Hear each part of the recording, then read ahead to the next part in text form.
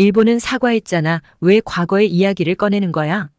이번 이야기는 일본인들이 한국의 역사와 일본의 역사에 대해서 느낀 감정을 담은 사연입니다. 어떤 내용일까요? 지금 들어보시죠.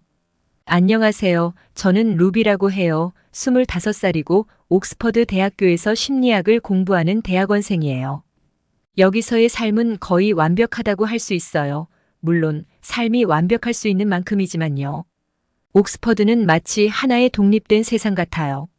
옥스퍼드의 산들바람에 흔들리는 야자수들과 당당히 서 있는 역사적인 건물들 덕분에 매일 학교로 걸어갈 때마다 저 자신이 더 큰 무언가의 일부가 된 기분이 들어요. 정말 운이 좋다고 느끼기도 해요.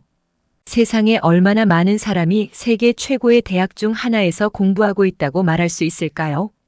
하지만 이곳에서의 특별한 시간은 캠퍼스만으로 만들어지는 것이 아니에요. 사람들 덕분이기도 해요. 여기서 저는 절대 잊지 못할 친구들을 사귀었어요. 특히 2명, 현주와 효코는 제게 매우 소중한 친구들이에요. 현주는 한국에서 왔고 그녀는 특히 역사에 대해 열정적이고 매우 똑똑해요. 반면에 효코는 제 가장 친한 친구로 일본에서 왔어요. 그녀는 차분하고 부드러우며 주변 사람들을 편안하게 해주는 능력이 있어요. 두 친구 덕분에 저는 그들의 문화에 대해 많은 것을 배웠고 세상에 대해 생각지도 못한 것들을 깨달았어요. 처음에 대학원 생활은 예상한 대로였어요. 바쁘고 도전적이며 밤을 새우는 일이 많았어요. 매일 수업, 스터디 그룹, 그리고 커피를 마시며 정신없이 지냈어요. 그리고 공부뿐만 아니라 친구들과 나누는 대화들로 인해 깊은 생각에 잠기곤 했어요. 우리는 정체성, 역사, 개인적인 고민들에 대해 이야기했어요. 그때까지만 해도 저는 모든 걸 다 이해하고 있다고 생각했어요. 사람들의 경험, 감정 등을 말이에요. 결국 저는 심리학을 공부하고 있으니까요. 하지만 이번 학기에 뭔가가 달라졌어요. 그것은 갑작스럽거나 커다란 사건은 아니었어요. 마치 번개처럼 확 오는 것도 큰 말다툼도 아니었죠. 아주 조용하고 섬세하게 시작된 일이었어요. 그냥 놓치기 쉬울 만큼 미묘한 변화였어요. 현주와 효코가 마치 두 대륙처럼 서서히 멀어지는 것을 보고 나서야 그것을 깨달았어요. 그 순간 저는 그들 사이에서 갈등을 겪고 있다는 걸 알게 되었어요. 현주와 효코는 정말 다릅니다. 현주는 언제나 자신의 의견을 분명히 말하고 자신의 나라의 역사, 특히 일본의 한국 점령에 대해 깊이 생각해요. 반면에 효코는 조용하고 갈등을 피하려고 해요. 하지만 그렇다고 해서 그녀가 신경 쓰지 않는 것은 아니에요. 단지 현주와 다른 방식으로 표현할 뿐이에요. 둘 사이의 긴장은 작게 시작되었어요. 특히 역사 수업 중에 현주는 자주 한국의 고통스러운 과거를 언급했어요. 그때마다 효코는 불편해 보였어요. 조용히 앉아 테이블을 응시하고 어깨가 점점 움츠러드는 걸 느낄 수 있었어요. 그 주제들이 등장할 때마다 방 안의 공기가 변하는 것이 느껴졌어요. 마치 폭풍이 오기 전에 고요함처럼요. 하지만 폭풍은 없었고 대신 어색한 침묵만이 남았어요. 처음에는 그다지 심각하게 생각하지 않았어요. 친구들은 종종 다투고 의견이 다를 수 있으니까요. 하지만 이건 단순한 말다툼이 아니었어요. 점점 더 커져가는 간격처럼 느껴졌고 아무도 그 간격을 좁히는 방법을 모르는 것 같았어요. 현주의 감정이 잘못된 것은 아니었어요. 그녀의 분노와 좌절을 이해할 수 있었죠. 한국과 일본 사이의 역사는 복잡하고 고통스럽죠. 하지만 동시에 효코가 그 과거의 책임을 질 수는 없다는 것도 알고 있었어요. 그녀는 그저 제 친구일 뿐이었고 과거와는 아무 상관이 없는 사람이에요. 그래도 저는 혼란스러웠어요. 어떻게 도와줄 수 있을지 몰랐어요. 함께 있을 때는 가능한 한 긴장을 피하려고 했고 공부나 미래 계획 같은 가벼운 주제로 이야기를 나누었어요. 하지만 아무리 무시하려고 해도 그 긴장은 점점 더 명확해졌어요. 우리 셋 사이에 말하지 않은 긴장이 있었고 그걸 어떻게 풀어야 할지 몰랐어요. 어느 날 오후 수업이 끝난 후 우리는 늘 그렇듯 분수대 옆에 앉아 있었어요. 물이 부드럽게 흐르고 있었고 햇살은 따뜻하게 우리 얼굴을 감쌌어요. 하지만 그 평화로운 풍경에도 불구하고 우리 사이의 거리는 점점 더 커지는 것 같았어요. 현주는 물을 응시하고 있었고 표정을 읽기 어려웠어요. 반면 효코는 노트를 만지작거리며 눈을 마주치지 않으려 했어요. 저는 시험에 대해 이야기하며 대화를 시작해 보려고 했지만 그 대화는 너무 억지스러웠어요. 그 순간 저는 우리가 태어나기도 전에 일어난 역사가 우리 우정에 이렇게 큰 영향을 미칠 수 있다는 게 얼마나 이상한 일인지 생각하게 되었어요. 마치 보이지 않는 벽이 우리를 갈라놓는 것 같았고 아무리 노력해도 그 벽을 허물 수 없었어요. 저는 도와주고 싶었어요. 뭔가 말해서 모든 게 괜찮아지길 바랐어요. 하지만 뭐라고 말해야 할까요? 현주에게 자신의 고통을 잊으라고 할 수는 없잖아요. 효코에게는 그녀 잘못이 아니라는 것을 이해하라고 할 수도 없었어요. 그 질문들이 제 머릿속에서 떠돌았지만 답은 떠오르지 않았어요. 해가 지기 시작할 때 우리는 마침내 일어나서 떠났어요. 현주는 저에게 짧게 고개를 끄덕이며 한쪽 길로 갔고 효코는 조용히 다른 방향으로 걸어갔어요. 저는 그들이 사라져가는 모습을 바라보며 설명하기 어려운 무거운 감정을 느꼈어요. 이건 그저 더 큰 무언가의 시작에 불과했어요. 그리고 저는 그 여정을 준비하지 못했다는 걸 알고 있었어요. 우리의 여정이 어떻게 될지는 아직 모르지만 이제 막 시작되었을 뿐이에요. 몇 주 동안 팽팽한 긴장이 감돌았어요. 대화 하나하나가 마치 얇은 얼음 위를 걷는 것처럼 느껴졌고 언제든 그 얼음이 깨질 수 있다는 걸 알았죠. 저는 상황을 유지하려고 중립을 지키려고 정말 애썼어요. 하지만 결국 무언가 터질 거라는 걸 알았어야 했어요. 그날도 평소처럼 동아시아 역사에 대한 수업 중이었어요. 교수님이 20세기 초 일본의 한국에 대한 영향력을 언급하자마자 저는 이 대화가 어디로 향할지 이미 알고 있었어요. 현주의 손이 번쩍 들렸고 그녀는 주저없이 그 문제의 핵심으로 곧장 들어갔어요. 일본이 한국에 있었던 시기를 논하면서 그와 함께했던 끔찍한 일들을 무시하는 건 불가능해요. 현주가 날카롭고 흔들림 없는 목소리로 말했어요. 그 점령은 단순한 정치적 사건이 아니었어요. 그건 문화적 말살이었어요. 제 조부모님은 그 시절을 직접 겪으셨고 그들은 자신의 언어를 빼앗기고 역사가 다시 쓰이는 걸 목격했어요. 그 고통은 지금도 우리 가문에 남아있어요. 세대를 넘어 이어지고 있죠. 교실은 조용해졌어요. 그녀의 말의 무게가 우리 모두를 짓누르는 것 같았어요. 누구도 그녀의 말이 사실이 아니라고 부정할 수 없었죠. 하지만 저는 효코를 흘낏 쳐다봤어요. 그녀는 몇 좌석 떨어진 곳에 앉아 있었고 바닥만 응시하며 손을 꼭 쥐고 있었어요. 표정은 무표정했지만 얼굴에는 긴장이 가득했어요. 그 침묵은 길고 어색하게 이어졌고 견디기 힘들었어요. 제 머릿속은 복잡했고 그 순간 저는 그만 말해버리고 말았어요. 하지만 일본은 사과했잖아. 생각지도 않고 튀어나온 말이었어요. 많은 노력이 있었잖아. 과거를 자꾸 끌어올리는 게 무슨 의미가 있을까? 말이 나오는 순간 후회가 몰려왔어요. 이미 팽팽한 분위기가 더 무거워졌고 모두가 제게 시선을 돌리는 것이 느껴졌어요. 하지만 현주의 눈빛, 그게 가장 피할 수 없었어요. 그녀의 눈이 제게 고정되었고 강렬하고 단호했어요. 사과가 문제가 아니에요, 루비. 그녀는 천천히 의도적으로 하나하나 날카로운 단어를 뱉어냈어요. 진정한 인정이 필요해요. 그들이 우리에게서 무엇을 빼앗았는지에 대한 책임감 말이에요. 사과는 그것이 진정한 무게를 담지 않으면 아무 의미 없어요. 뭐라고 대답할지 몰랐어요. 마음속 깊이 효코를 보호하고 싶은 마음이 들었어요. 그녀는 잘못이 없었어요. 그녀가 그 일을 책임져야 할 사람이 아니었어요. 왜 현주가 그걸 이해하지 못할까요? 하지만 효코에게 이런 책임을 묻는 건 불공평하잖아. 그녀는 아무 잘못도 하지 않았어. 저는 목소리를 낮추려 했지만 결국 높아져 버렸어요. 효코가 죄책감을 느끼는 걸 보는 건 참을 수 없었어요. 그녀는 잘못한 게 없었는데 말이에요. 현주의 표정은 더 단단해졌어요. 나는 그녀 개인을 비난하는 게 아니에요, 루비. 하지만 침묵은 선택이에요. 그건 많은 걸 말해요. 우리가 목소리를 내지 않고 타인의 고통을 인정하지 않으면 우리는 문제의 일부가 되는 거예요. 그녀의 말이 예상보다 더 크게 저를 울렸어요. 침묵. 우리가 그동안 침묵을 지켜온 건가요? 어려운 대화를 피한 건 그저 더 쉬워 보였기 때문일까요? 아니면 그게 더 안전했기 때문일까요? 효코를 다시 한번 쳐다봤어요. 뭔가 말해주길, 무언가 변명이라도 해주길 바랐어요. 하지만 그녀는 아무 말도 하지 않았어요. 얼굴은 창백했고 여전히 손은 단단히 쥐고 있었어요. 늘 평온하고 조용하던 효코의 침묵이 이제는 답답하게 느껴졌어요. 그녀는 말할 게 없어서 그런 걸까요? 아니면 말하기 싫어서 그런 걸까요? 교실 안의 긴장은 숨막힐 정도였어요. 누구도 감히 말을 꺼내지 않았고 대화의 무게가 우리 모두를 짓누르고 있었어요. 저는 그 불편함에서 도망치고 싶었어요. 모든 게 단순하던 때로 돌아가고 싶었어요. 우리의 우정이 역사와 죄책감으로 얽히기 전에 그 시절로요. 하지만 그럴 수는 없었어요. 이미 눈앞에 펼쳐진 진실을 되돌릴 수는 없었어요. 이건 단순한 친구들 간의 의견 충돌이 아니었어요.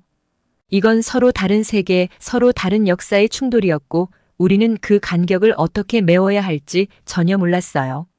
현주는 저를 외면했고 그녀의 어깨는 분노로 굳어 있었어요. 우리는 서로 더 멀어지는 것을 느낄 수 있었어요. 제가 항상 존경했던 현주의 열정이 이제는 넘을 수 없는 벽처럼 느껴졌어요. 그리고 효코는 여전히 아무 말도 하지 않았어요. 제가 알던 조용하고 온화한 효코는 이제 낯선 사람처럼 느껴졌어요. 왜 그녀가 아무 말도 하지 않는지, 왜 스스로를 변호하지 않는지 묻고 싶었지만 그 말이 목에 걸려 나오지 않았어요. 아마도 현주가 맞을지도 몰라요. 침묵도 선택이라고요.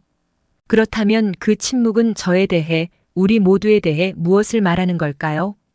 수업이 끝날 때까지 제 머릿속은 혼란스러웠어요. 종이 울리고 나서야 저는 마치 숨을 참고 있던 것처럼 느껴졌어요. 우리는 서로를 보지 않은 채 가방을 쌌고 아무도 말을 꺼내지 않았어요. 교실을 나가면서 뒤돌아봤어요. 효코와 현주는 교실의 양쪽에 서 있었고 서로에게 다가갈 기색은 없었어요. 그 침묵의 무게가 돌덩이처럼 가슴에 얹혀 있었어요. 이건 단순한 의견 차이가 아니었어요. 이건 깊은 균열이었고 우리는 그걸 다시 메울 수 있을지 확신이 없었어요. 우리의 세계가 충돌했고 그 후 저는 제가 어디에 속해야 하는지 혼란스러웠어요. 조상들을 위해 정의를 찾으려는 현주와 함께 해야 할까요? 아니면 자신이 원치 않은 싸움에 끼어들기를 거부한 효코와 함께 해야 할까요? 저는 모르겠어요. 다만 우리가 함께 시작했던 여정이 더 이상 같지 않다는 것만은 분명했어요. 모든 것이 변했어요. 그리고 이제는 되돌릴 수 없었어요.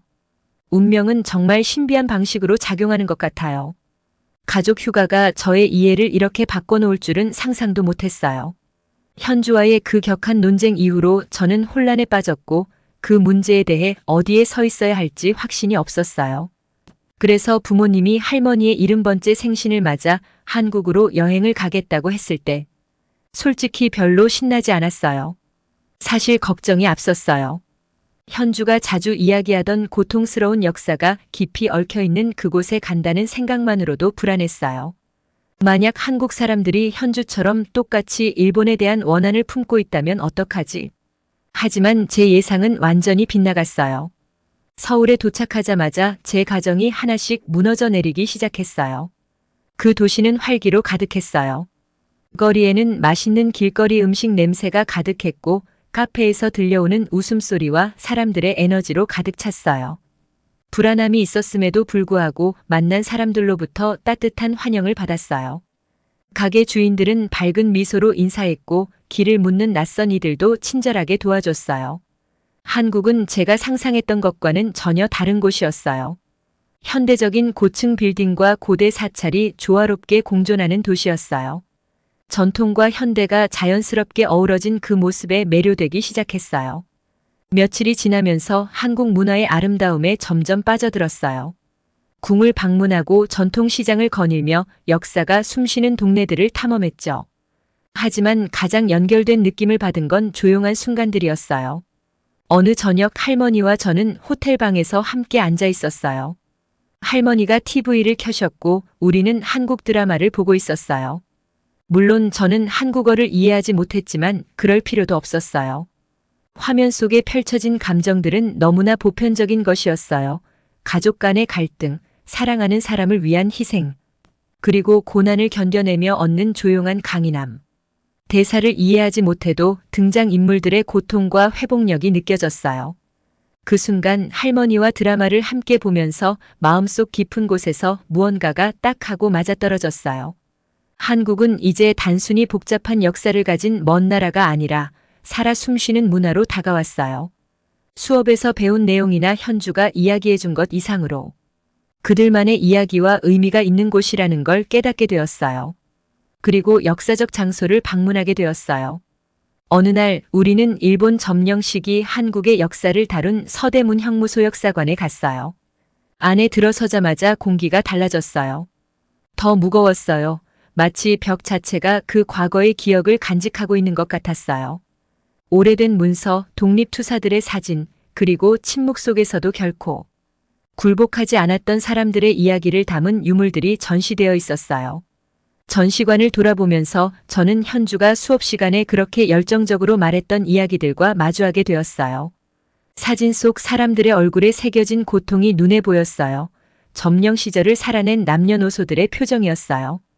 한때는 숨겨졌던 편지들이 전시되어 있었고 그 시대에 자신들의 언어를 쓰는 것이 금지되었던 사람들의 흔적이었어요.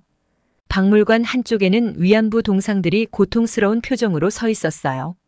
그들의 이야기는 단순한 역사가 아니라 상상조차 할 수 없는 고통을 겪었던 실제 사람들의 경험이었어요.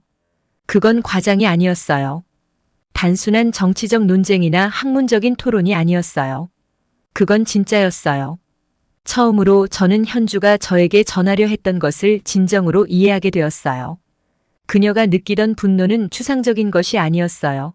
그것은 깊은 고통과 상실에서 비롯된 것이었고 세대를 거쳐 내려온 이야기였어요.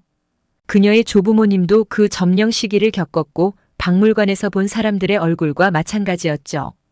이건 단순히 역사적인 사실이 아니라 여전히 남아있는 상처였고 그 상처는 그녀의 가족뿐만 아니라 그녀의 정체성에도 깊이 새겨져 있었어요.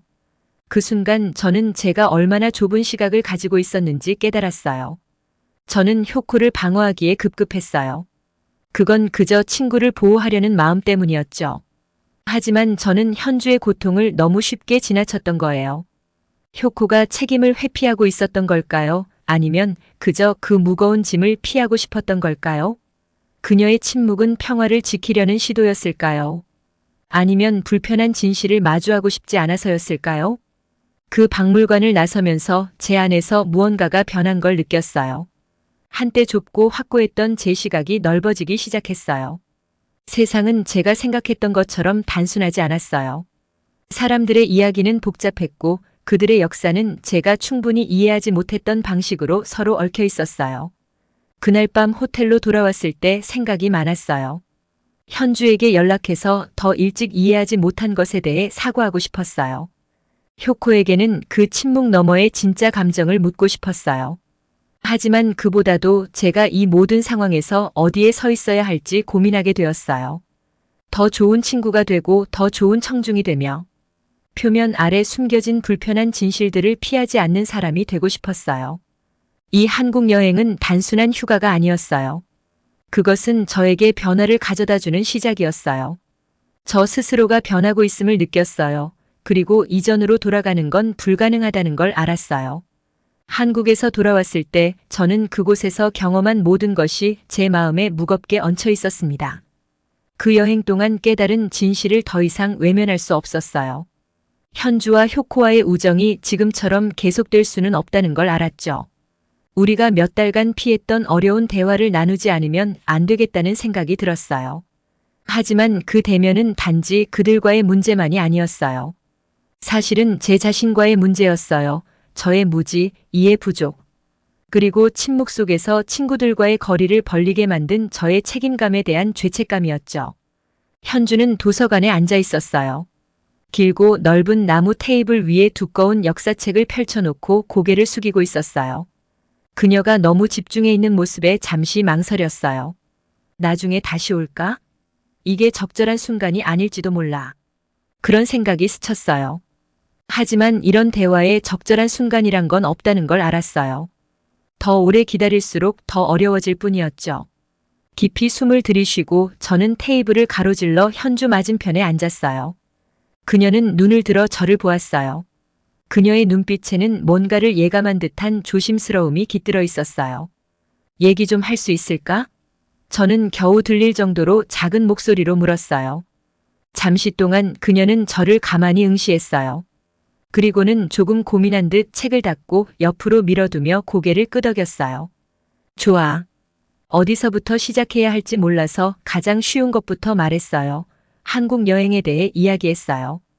박물관과 역사적인 장소들을 방문하며 제가 본 모든 것에 대해요. 그동안 제가 이해하지 못했던 한국의 역사를 새롭게 깨닫게 된 이야기까지요. 그리고 그동안 현주에게 귀 기울이지 않았던 것에 대해 사과했어요. 제가 말하는 동안 현주의 표정을 살폈어요. 그녀의 얼굴은 약간 부드러워졌지만 여전히 그녀의 눈에는 아물지 않은 상처가 남아 있었어요. 제가 이야기를 마쳤을 때 현주는 한동안 말없이 저를 바라보았어요. 제가 말을 너무 많이 했나 아니면 부족했나 싶었어요. 이건 나 개인의 문제가 아니야, 루비. 그녀가 마침내 조용히 하지만 단호하게 말했어요. 이건 우리가 어디에서 왔는지, 어떤 이야기가 우리를 형성했는지 모두가 이해하는 것이야. 한국인이 아니어도 역사의 무게를 느낄 수 있어. 하지만 그 무게가 어떤 건지 진정으로 이해하려면 들어야 해. 우리가 그걸 평생 짊어지고 사는 사람들에게 그게 어떤 건지 이해하려고 노력해야 해. 그녀의 말은 무겁게 제 머리 위에 내려앉았어요. 그녀는 더 이상 저에게 화난 건 아니었어요. 하지만 그 고통은 여전히 존재했고 그 고통은 한 번의 대화로 해결될 수 있는 게 아니었어요. 진정한 이해란 긴 과정이었고 저는 이제 그 시작점에 서 있었던 거죠. 저는 목이 메어져서 간신히 고개를 끄덕였어요. 정말 배우려고 노력 중이야, 현주. 진심으로. 그녀는 살짝 미소를 지었어요. 거의 눈에 띄지 않는 미소였지만요. 그게 우리가 할 수 있는 전부야. 긴 침묵이 이어졌어요. 우리 사이에 말하지 못한 많은 것이 떠다니는 것 같았어요. 우리는 같은 페이지에 있긴 했지만 여전히 우리 사이에는 해결되지 않은 문제가 있었어요. 바로 효코였죠. 이제야 저는 그녀의 침묵이 저의 오해만큼이나 큰 문제였다는 걸 깨달았어요. 효코는? 제가 겨우 들릴 정도로 속삭이듯 물었어요. 현주의 미소는 사라졌고 그녀는 한숨을 내쉬며 눈빛이 멀어졌어요. 효코는 나쁜 사람이 아니야, 루비. 하지만 가끔은 침묵이 말보다 더 아프게 느껴져. 마치 그녀가 아무것도 신경 쓰지 않는 것처럼 진실을 피하고 있다는 느낌이 들어. 그녀가 무슨 말을 하는지 알 것 같았어요. 효코의 침묵은 항상 평화와 고요의 상징으로 느껴졌었지만 이제는 다르게 보였어요. 아마 그것은 평화에 대한 것이 아니라 회피에 대한 것이었을지도 몰라요. 역사의 무게가 너무 복잡하고 고통스러워서 피하고 싶었기 때문일지도요. 효코와 이야기할게, 제가 약속했어요. 현주는 고개를 끄덕였지만 그녀의 눈에는 기대보다는 슬픔이 어렸어요. 이것은 단순한 대화로 해결될 문제가 아니라는 것을 우리 둘 다 알고 있었어요. 하지만 시작이었죠. 그리고 때로는 그것만으로도 충분할 때가 있죠. 그날 오후 저는 캠퍼스 근처 연못가에 홀로 앉아 있는 효코를 발견했어요. 그녀는 그 자리를 항상 좋아했어요. 고요한 물과 버드나무 아래에서 평화를 찾곤 했죠. 하지만 오늘 그녀는 평화롭지 않았어요. 보통 평온한 얼굴에 그늘이 드리워져 있었고 무릎 위에 포개놓은 손도 굳게 쥐고 있었어요. 어떻게 말을 꺼내야 할지, 어디서부터 시작해야 할지 몰라서 천천히 다가갔어요. 그녀는 제가 옆에 앉아도 고개를 들지 않았어요. 몇 분간 우리는 아무 말 없이 앉아 있었어요. 조용한 침묵이 우리 사이를 메우며 지난 몇 주간 커져만 가던 거리처럼 느껴졌어요. 결국 제가 먼저 말을 꺼냈어요. 나 한국에 다녀왔어. 제가 부드럽게 말했어요. 현주가 말했던 모든 걸 보고 왔어. 처음엔 효코가 아무 말도 하지 않았어요. 여전히 물만 바라보고 있었어요. 저는 그녀가 아무 말도 안 할 줄 알았어요. 하지만 오랜 시간이 지나고 나서야 그녀가 입을 열었어요. 너무 작은 목소리라 거의 들리지 않을 정도였죠. 난 신경 쓰지 않는 게 아니야, 루비. 그녀가 말했어요. 그냥 생각하지 않는 게 더 쉬워. 생각하지 않으면 죄책감을 느끼지 않아도 되니까. 나에게 붙어있는 그 역사를 마주하지 않아도 되니까. 내가 원하지 않아도 그게 나와 관련이 있으니까. 그녀의 말은 생각보다 더 깊이 와닿았어요.